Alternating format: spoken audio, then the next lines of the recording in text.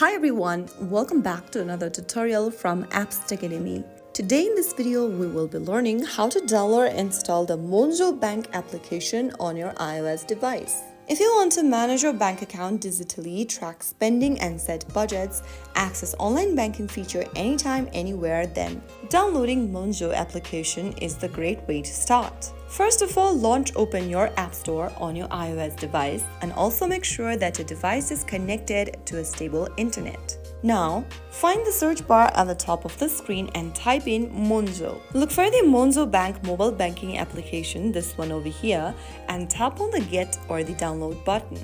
You will need to authenticate with your Face ID, Touch ID, or your Apple ID password if prompted, so go ahead and do that. Wait for the application to download and install soon after that, and then once it does, you can open up the app and follow the on-screen instructions to log in or create a Monzo account.